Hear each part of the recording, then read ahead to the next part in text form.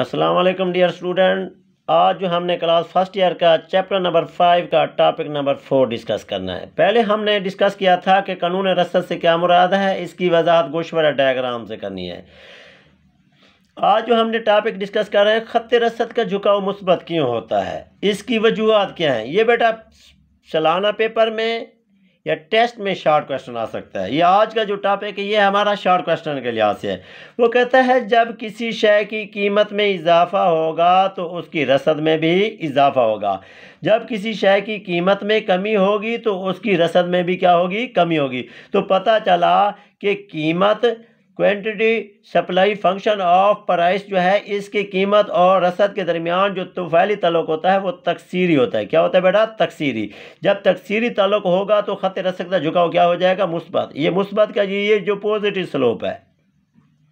यहाँ पर ओ वाई पे हम प्राइस लिखेंगे, ओ एक्स पे हम क्या लिखेंगे, क्यू एस लिखेंगे, क्वांटिटी सप्लाई। ये पॉजिटिव स्लोप ये ज़ाहिर कर रही है कि जैसे जैसे कीमत में इजाफा होता जाएगा वैसे वैसे अशिया की जो रसद है उसमें भी क्या होता जाएगा, इजाफा। जैसे P1 से P2, जैसे Q1 से Q2। तो पता चला कि शय की कीमत में अगर इजाफा होगा, शय की कीमत में इजाफा होगा तो उसकी जो रसद है उसमें भी क्या होगा, इजाफा होगा। उसकी रसद में भी क्या होगा, इजाफा होगा या फैल जाएगी। अगर शय की कीमत में कमी होगी तो उसकी रसद कम हो जाएगी या सुकड़ जाएगी। तो पता चला कीमत और रसद के दरमियान जो तुफैली ताल्लुक होता है वो पॉजिटिव होता है। क्या होता है बेटा, पॉजिटिव। जब पॉजिटिव होगा तो इसलिए हम कह सकते हैं खत रसद का झुकाव क्या होता है, मुस्बत होता है। मुस्बत होने की जो पहली वजूहत है वो मुनाफा में इजाफा है। खत रसद का झुकाव मुस्बत इसलिए होता है कि जब शय की कीमत में इजाफा होता है तो लोग जो है सप्लाई मंडी में ज़्यादा मिकदार में भेजते हैं। वो इसलिए भेजते हैं क्योंकि जब ज़्यादा मिकदार में भेजेंगे तो उनका मुनाफा क्या मिलेगा, उन्हें ज़्यादा मिलेगा। जब अशिया का स्टॉक जो है वो मार्केट में ज़्यादा लेके जाएंगे, आगे कीमत ज़्यादा होगी तो उन्हें मुनाफा भी क्या मिलेगा, ज़्यादा मिलेगा। तो पास पता चला खत रसद का झुकाव मुस्बत इसलिए भी होता है कि जो इंडस्ट्री सेक्टर हैं वो रसद इसलिए बढ़ाते हैं क्योंकि उनके मुनाफा जात क्या होते हैं, ज़्यादा हो जाते हैं। क्योंकि वो कीमत जब बढ़ती है तो इसलिए वो मिकदार भी बढ़ाते हैं। मिकदार जब बढ़ाते हैं तो कीमत के बढ़ने पर उनका मुनाफा भी क्या है, बढ़ जाता है। इसलिए खत रसद का झुकाव क्या होता है बेटा, मुस्बत होता है। दूसरा पॉइंट है कीमत गिरने का खतरा। अगर आजरीन कौन लोग होते हैं, जो अशिया पैदा करते हैं। कौन लोग होते हैं बेटा, जो अशिया पैदा करते हैं। अशिया पैदा कौन करते हैं, शुगर मिल वाले करते हैं, टेक्सटाइल मिल वाले करते हैं, सीमेंट वाली इंडस्ट्री करती है, और बहुत सारी इंडस्ट्री होती हैं। जैसे काश्तकार हो गया, ये अपनी ज़रूरी अशिया, ज़रूरी गुड्स पैदा करता है। सनतकार जो है वो मशीनरी वाली जो अशिया है वो पैदा करता है। तो इसलिए बाज़ औक़ात उन्हें यह ख़तरा होता है कि आने वाले वक्तों के अंदर चाहे कपड़ा हम मार्केट में सेल कर रहे हैं, चाहे मशीनरी वाली गुड्स सेल कर रहे हैं, चाहे जो है हम गंदम सेल कर रहे हैं, इनकी कीमत कम हो सकती है। तो इसलिए भी वो मिकदार मंडी में ज़्यादा फ़रोख्त करते हैं। इसलिए भी खत रसद का झुकाव मुस्बत होता है।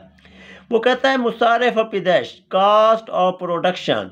वो कहता है जब रसद में इजाफा होगा तो अशिया जब ज़्यादा मिकदार में बनेगी, क्या बनेगी, ज़्यादा मिकदार में, तो उनकी लागत भी ज़्यादा आएगी। जब लागत ज़्यादा आएगी तो लागत का जो खर्चा है वो कीमत के साथ मिलाएंगे। तो इसलिए जो मुसारिफ पैदाइश भी क्या होंगे, इजाफा होंगे।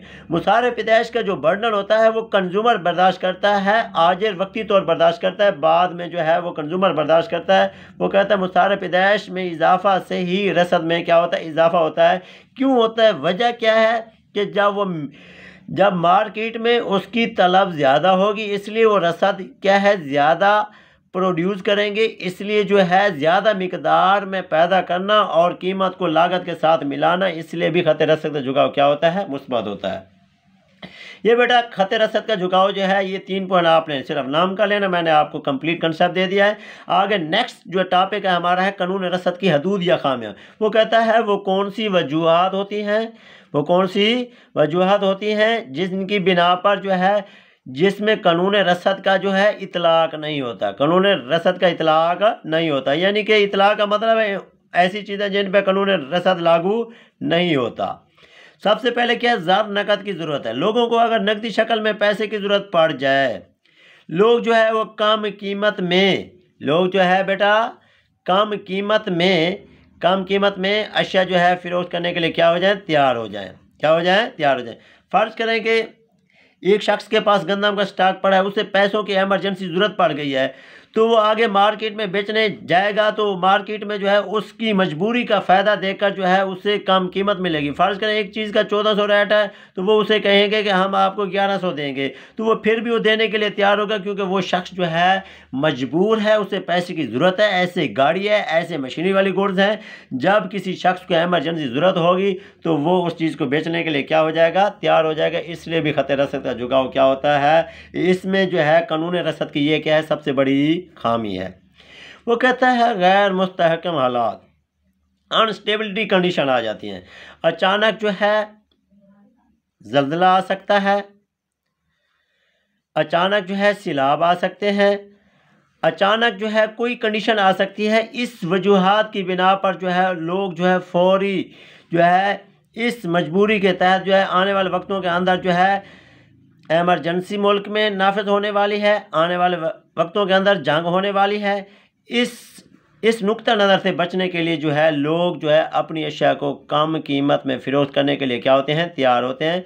कानून रसद कहता है कि जब कीमत में इजाफ़ा होगा तो रसद में भी इजाफ़ा होगा। जब कीमत यहाँ पर जो है जंगी हालात, एमरजेंसी कंडीशन में वो अशिया को कम कीमत में बेचने के लिए तैयार हो जाते हैं। वो कहते हैं कि हो सकता है आने वाले वक्तों के अंदर हालात और भी ख़राब हो जाए, हमारा स्टॉक जो है पड़ा हुआ ज़ाया या ख़राब ना हो, इसलिए कानून रसद पर इन चीज़ों पर इतलाक़ नहीं होता। नेक्स्ट जो है लोग फ़ौरन नकल मकानी करते हैं। बाज़ लोग जो है किसी एमरजेंसी कंडीशन में एक शहर से दूसरे शहर या एक मुल्क से दूसरे मुल्क जाते हैं, तो वो फ़ौरन अपनी अशिया की क्या करते हैं, फ़रोख्त करते हैं। वो उन्हें कम कीमत मिलती है, क्योंकि लोग उनकी मजबूरी का क्या उठाते हैं, उनकी मजबूरी का क्या उठाते हैं बेटा, फ़ायदा उठाते हैं। जैसे पाकिस्तान जब बना था तो मुहाजिरीन जो है जब पाकिस्तान उन्होंने मूवमेंट की थी तो उन्होंने अपनी जायदादें जो है वो कम कीमत में क्या कर दिया है, फ़रोख्त कर दिया था। इन वजूहात की बिना पर भी कानून रसद के इतलाक़ नहीं होता। वो कहता है ज़राए नक़ल हमल के अंदर रुकावट है। ज़राए नक़ल हमल क्या होते हैं, इसमें जो है बाज़ औक़ात जो है हमारे पास सब्ज़ी है, हमारे पास जो है फल है, हमारे पास जो है गंदम है, और भी बहुत सारी गुड्स हैं। हम दूसरे मुल्क में इनको नहीं भेज सकते, दूसरे शहरों में भी हमें नहीं भेज सकते, आगे सड़कें नहीं है, रेलवे नहीं है, और इनका जदीद निज़ाम नहीं है। तो इस वजह से जो है हम मकामी मंडी में उन्हें जब फ़रोख्त करेंगे तो हमें उसकी कीमत क्या मिलेगी, कम मिलेगी।